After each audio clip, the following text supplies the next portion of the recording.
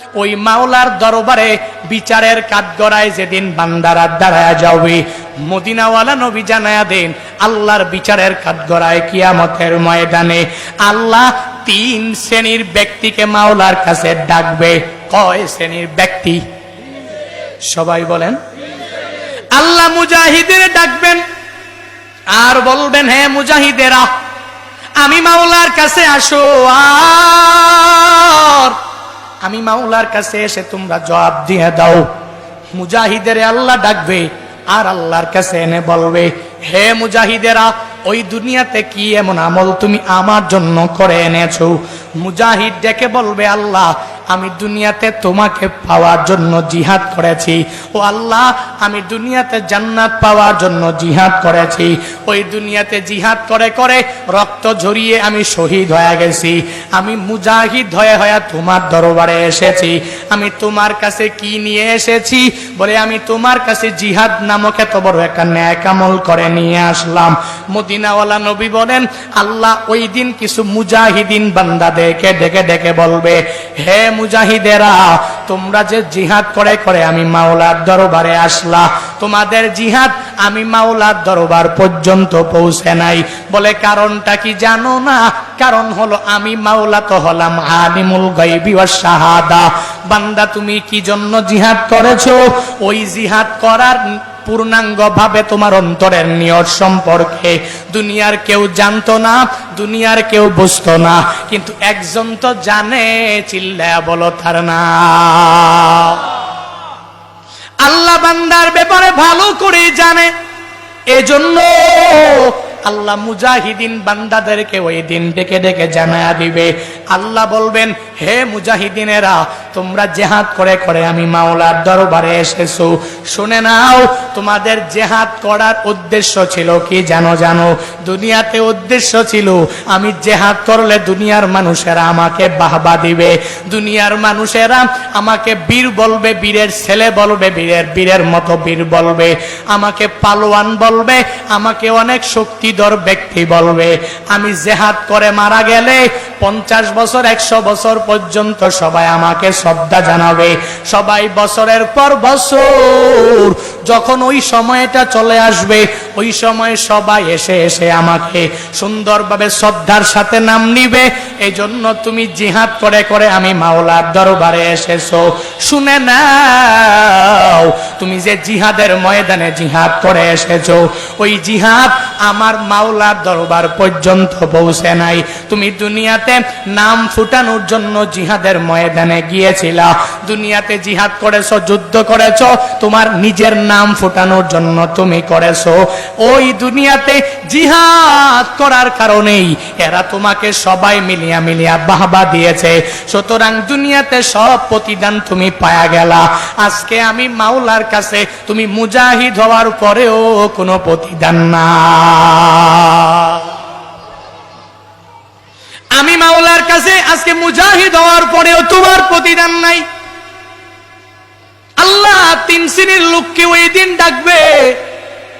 1 নম্বরে আল্লাহ জানায়া দিলেন, মুজাহিদিনদেরকে ডাকবে আর বলবে, হে মুজাহিদেরা, জিহাদ করে এসেছো ঠিক, কিন্তু জিহাদ তো আমি মাওলার দরবারে পৌঁছলো না, কারণ একনিষ্ঠ দিল নিয়ে জিহাদের ময়দানে যেতে পারো নাই। মদিনাওয়ালা নবী বলেন, 2 নম্বরে আল্লাহ কিছু মুসল্লি বান্দাদেরকে ডাকবে, আল্লাহ কিছু সঈম বান্দাদেরকে ডাকবে, নেক আমল করনেওয়ালা কিছু বান্দাদেরকে ডাকবে আর বলবে, হে আমার বান্দারা, হে আমার বান্দিরা, ওই দুনিয়াতে আমি মাওলার জন্য কি আমল করে এসেছো? আমি মাওলার জন্য কি আমল তুমি নিয়ে আসলা? ওই সময় মুসল্লি বান্দা বলবে, আল্লাহ জান্নাত পাওয়ার জন্য নামাজ বাদ দেই নাই, জান্নাত পাওয়ার জন্য রোজা বাদ দেই নাই, জান্নাত পাওয়ার জন্য নেক আমল কোনোটাই বাদ দিলাম না। জান্নাত পাওয়ার জন্য অনেক কষ্ট করেছি, অনেক ত্যাগ করেছি, তিতিক্ষা করেছি, অনেক কষ্ট পোহাতে হয়েছে।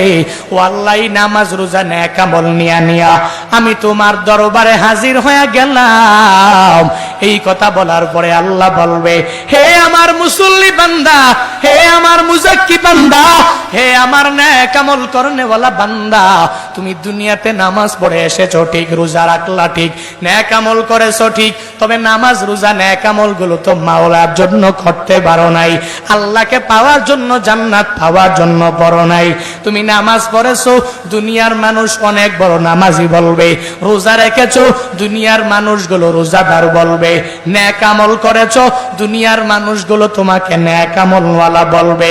এজন্য তুমি নেক আমল করেছো, এজন্য নামাজ পড়েছো, এজন্য তুমি রোজা রেখেছো, ওই জন্য দুনিয়ার মানুষেরাও তোমার প্রতিদান অনুযায়ী তারাও মুসল্লি বলে সম্বোধন করেছে, তারাও রোজাদার বলে সম্বোধন করেছে, তারাও অনেক বড় বড় নেক আমলওয়ালা বলেও সম্বোধন করেছে। এলাকায় পাগড়ি পরিধান করে করে, বড় জুব্বা পরিধান করে করে তুমি চলাফেরা করেছো, এলাকার মানুষেরা ভালো বলবে, খারাপ মানুষ বলবে না, সবাই ভালো বলবে, দাম দিবে, সম্মান দিবে। এজন্য এই চিন্তা নিয়া আমি মাওলার জান্নাত পাওয়ার জন্য, তুমি আমি আল্লাহকে পাওয়ার জন্য তোমার নামাজ রোজা নেক আমল গুলো তুমি করতে পারো নাই, এজন্য ওই দুনিয়াতে তোমার নেক আমলের কারণে তুমি প্রতিদান পায়া গেলা। আজকে আমি মাওলার কাছে তোমার জন্য প্রতিদান নাই। দানকারী বান্দাদেরকে যখন আল্লাহ ডাকবে, ওই বান্দা মাওলার দরবারে যা বলবে, আল্লাহ ওই দুনিয়াতে এমন কোন দান নাই, বড় দান আমি করি নাই। দুনিয়াতে মসজিদ বানাইলাম, মাদ্রাসা বানাইলাম, দুনিয়াতে নেক আমল কমতি করি নাই, দুনিয়াতে সমাজ সেবক হয়েছিলাম, অনেক দান করেছি, বিশিষ্ট দানবীর আমি ছিলাম, আমি দান করে করে তোমার দরবারে চলে আসলাম। আল্লাহ বলবেন, রে গোলাম, ওই দুনিয়াতে যে তুমি দান করেছো, এই দানটা তো আমি আল্লাহকে পাওয়ার জন্য করতে পারো নাই।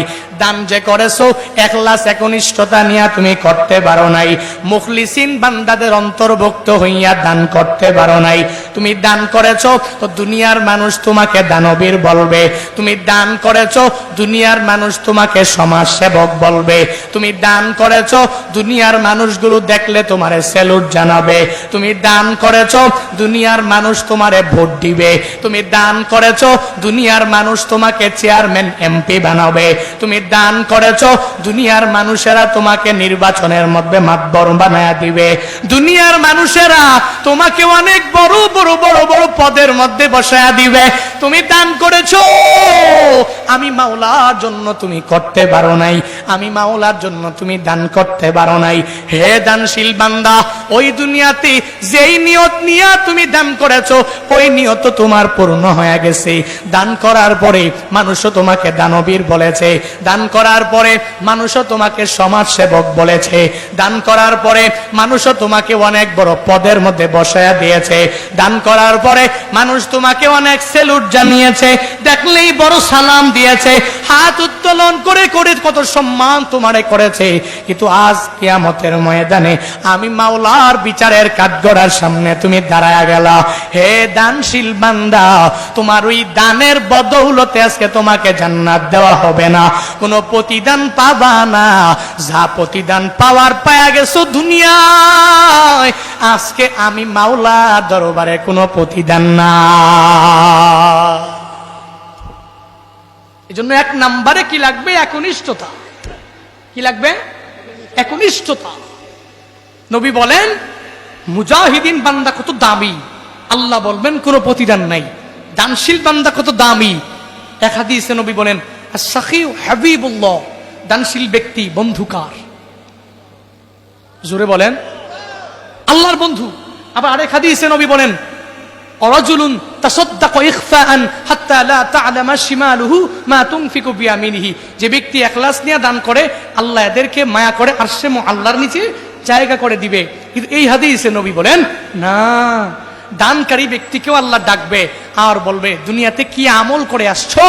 সে বলবে, দুনিয়াতে তো অনেক বড় বড় দান করে আসছি, দুনিয়াতে অনেক টাকা দিয়ে আসছি, অনেক দানবীর ছিলাম, অনেক সমাজ বড় বড় সমাজ সেবা করেছি, অনেক কিছু করেছি। আল্লাহ বলবেন, আমি আলিমুল গায়বি ওয়াশ শাহাদা, তোমার অন্তরের খবর, তোমার অদৃশ্যের খবর দুনিয়ার কেউ জানতো না, আমি আল্লাহ তো জানি। তুমি চেয়েছো মানুষ তোমাকে বাহবা দিবে, এজন্য করেছো, ওই নিয়ত দুনিয়াতেই পূর্ণ হয়ে গেছে, দুনিয়াতেই তুমি প্রতিদান পেয়ে গেছো। আজকে আমি আল্লাহর দরবারে কোনো প্রতিদান